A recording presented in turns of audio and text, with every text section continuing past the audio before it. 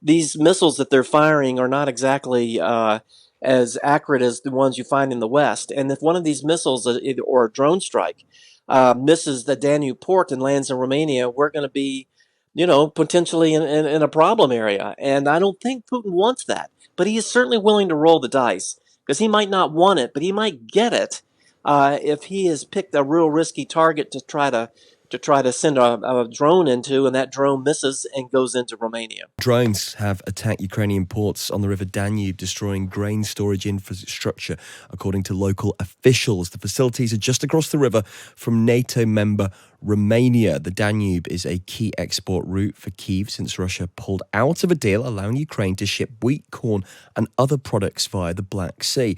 A grain depot was also destroyed in the Black Sea city of Odessa, which has come under almost nightly attack. Officials say more than 60,000 tons of grain have been destroyed in the past week alone. Well, joining me now, Jim Townsend, former Deputy Secretary of Defence for Europe and NATO under Presidents Obama and Biden. Jim, good evening. Thanks for joining us here tonight. Well, thank you for the opportunity. Did this figure, 60,000 tons of grain destroyed in the past week, what's the significance of that happening on global markets to prices and inflation as well? Well, prices have already started to go up, and certainly prices go up in anticipation of future actions as well. And it looks like the Russians are expanding their attacks. You mentioned that port there on the Danube. This is something where the Russians are cranking up the pressure on the West, and they're also causing harm to the people they're trying to court.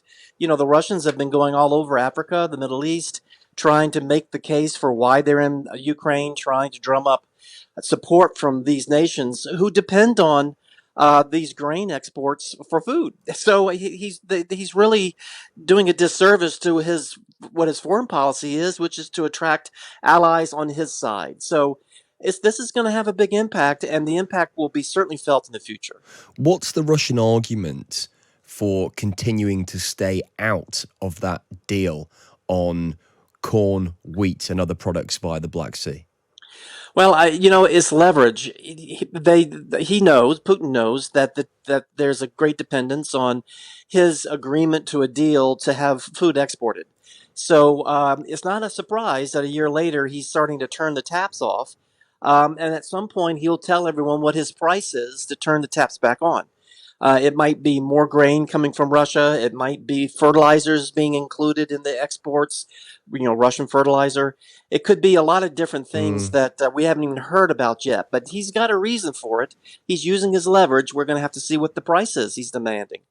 Are boats still attempting, even after these recent boats being destroyed and taking out these 60,000 tons of grain, are boats actually still attempting to get out of the port, though?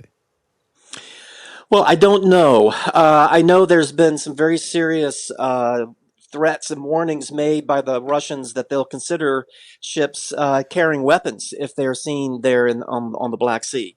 So I think shipping being what it is, very sensitive to threats like that. They're probably, if they're there, they're going to be very careful leaving, but I think most of them might not even leave the port. Particularly the insurance carriers will not want to insure a boat that is going to be moving through what is becoming a theater of war here. So. Yes. So it's going to be, Yes. we'll have to see who's still on the Black Sea and who's in port now. And I can imagine there must be an enormous amount of security that works around these ships as they do attempt to leave with all this grain, because it's such a center of the action in this war at the moment.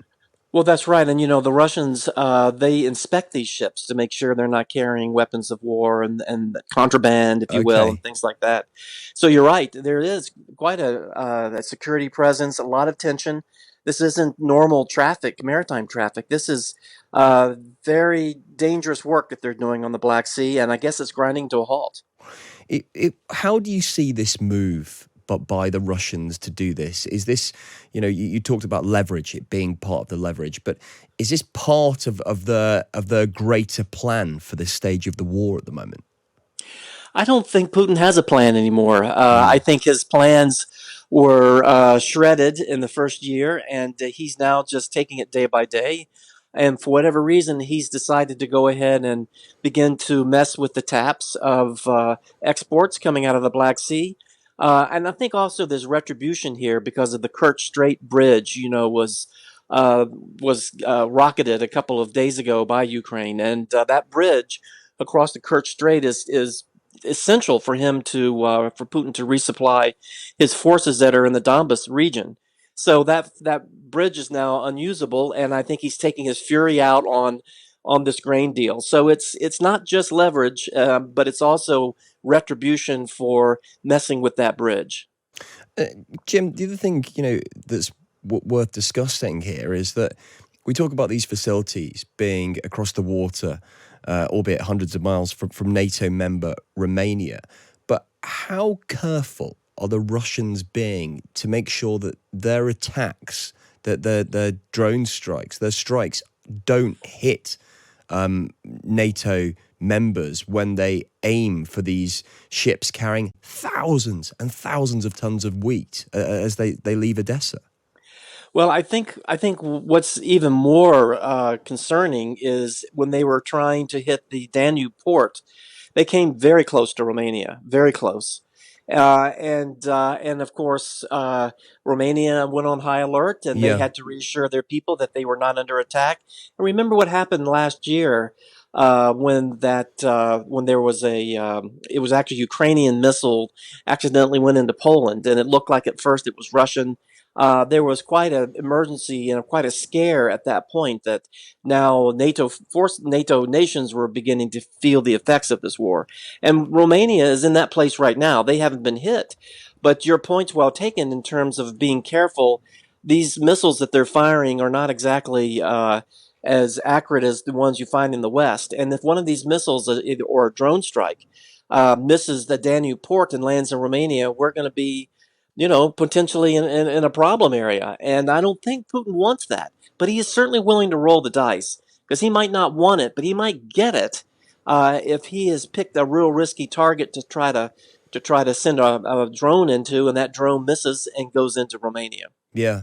I think what's so clear from the last few days with these ships and hearing about these strikes is how key Ukraine still is as a breadbasket for so many parts of the world because of the amount of food that before the war that came out of this country to supply other countries, especially African ones like you mentioned, who desperately need it, and actually controlling those ships coming and going through those ports plays such a major part, doesn't it, in the prices that we all see in the shops? Well, that's right. And what we're seeing is the weaponization of food. And this is something that theorists and others had always talked about being possible and as a weapon of war, but you hadn't really seen it like we're seeing it today. There've been blockades, from for generations, in terms of warfare. World War I, World War II had blockades. But what we're seeing here is the actual use of food and the Mm. actual use of scarcity to put pressure on the West. So they are using as pawns Middle East, African peoples. They depend on this, as you point out. And what Russia is doing is reducing the supply on purpose, increasing the misery, which increases pressure on the West. And so then, and this is expanding. He's going after the Danube port, so there's not even going to be a back channel. If the Black Sea is shut off and the Bosphorus Straits are shut off, there's not even going to be a back channel through the Danube or some other way to try to get some grain out. So he's really putting a chokehold on the food supply, and he's hurting a lot of people. The very people he wants to support him, he's hurting them, and we have to make sure that Mm. news is spread far and wide. But it's also should be seen as a war crime, using the food and starvation as a weapon of war. Jim, but before you go out, I always ask you this when we speak, but how do you see the Ukrainian progress in the war over the last couple of weeks? Do you feel like that stall is continuing, and we're still at this kind of almost deadlock where both sides are not really moving forward. Well, I guess what the way I would phrase it is, it's not so much a deadlock or a stall, although it seems like that. Mm, It's just such slow movement because of the minefields they're having to go through. But there is a feeling that behind that first line of trenches are other trenches, but they're not filled with Russian soldiers. That in fact it's a very thin layer of actually manned trenches that Ukraine will eventually reach as once they get through the minefield. So there's also been a turn in terms of artillery that where Ukraine is beginning to have a edge over Russia in terms of uh, the destruction of artillery that the Russians have. That it seems the Ukraine is doing a much better job of targeting and knocking out the queen of the battlefield, which is artillery. So there's progress being made. It's small and in areas that people don't necessarily recognize.